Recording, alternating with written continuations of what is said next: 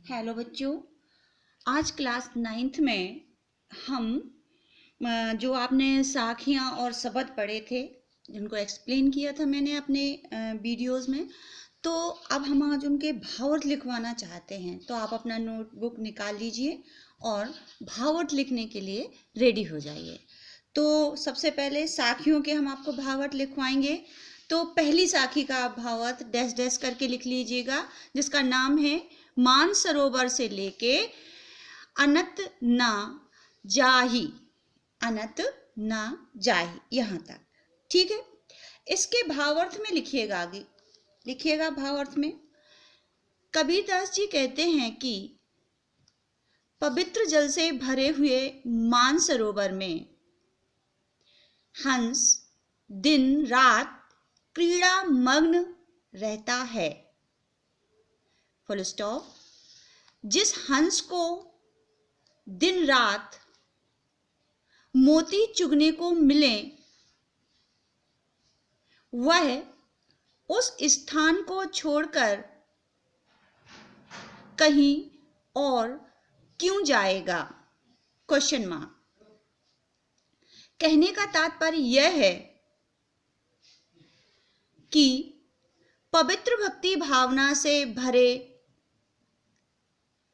मन रूपी मानसरोवर में आत्मा रूपी हंस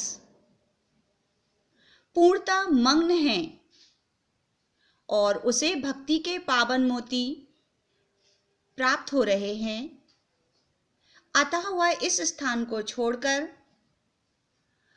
और कहीं जाने का विचार नहीं कर सकता। Full stop. यह भक्ति भावना की चरम अवस्था है, अर्थात इसमें आत्मा का परमात्मा से मिलन होता है। ठीक है, ये फर्स्ट वाला आपका कंप्लीट होता है।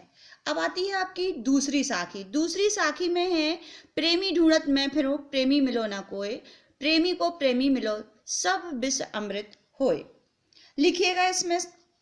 कबीरदास जी कहते हैं कि मैं सच्चे प्रेमी, ब्रैकेट में ईश्वर से प्रेम करने वाला, ब्रैकेट क्लोज कर दीजिएगा, को ढूंढने के लिए निकला, परंतु सच्चा प्रेमी मुझे नहीं मिला।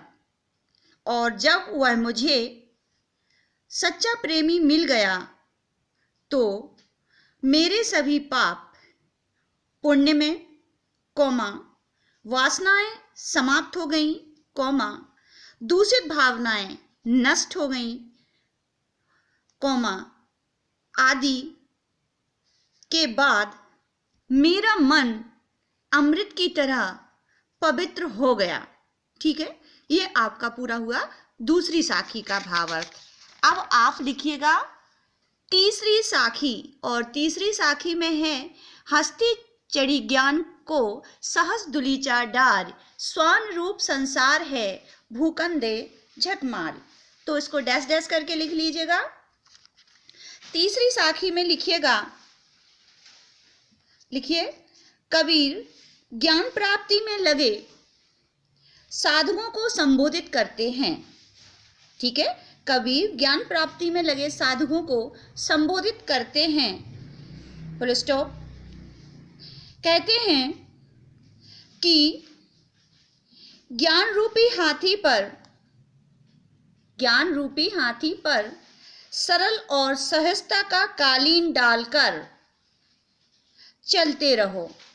ठीक है, यह संसार तो उस कुत्ते के समान है जो हाथी को देखकर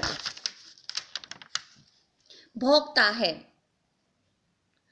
और अपना अमूल्य समय नष्ट करता है। ठीक, फुल स्टॉप।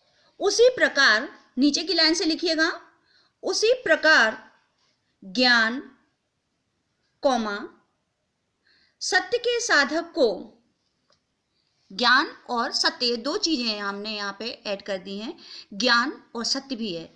ज्ञान और सत्य के साधक को संसार की चिंता किए बगैर चलते रहना चाहिए, फुल स्टॉप। इसका भावार्थ कंप्लीट हो गया। अब आते हैं हम चौथी साखी में देखिए, पाखा पाखी के करने सब जग रहा भुलान, निरफक हो के हरि भजे सोई संत सुजान। ठीक है, इसका भावार्थ लिखना है, डैश डैश करके लिख लीजिएगा। डैश डैश करके लिखने के बाद इसका भावार्थ लिखिएगा। लिखिए, कबीरदास जी कहते हैं कि भक्ति के मार्ग पर लोगों ने पक्ष विपक्ष करके पूरा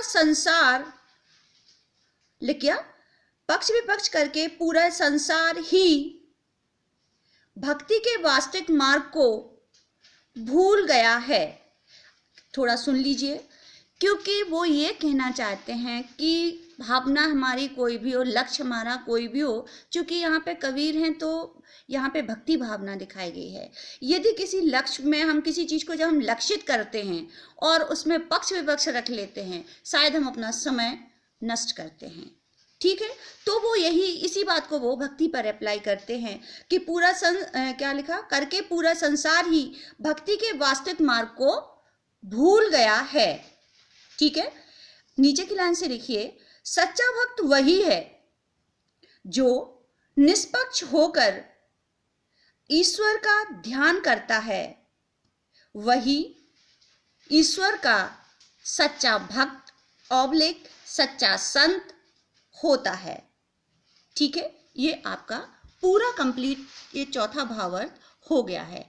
अब इनको आप लिख लीजिएगा, और जो नेक्स्ट भावार्थ हमने आपको समझाए थे अपने वीडियोज में, तो उनको आप पढ़ लीजिएगा और उन्हें समझ लीजिएगा। मैं इनके भावार्थ अपने नेक्स्ट बोल दूँ, टाइम होने वाला है।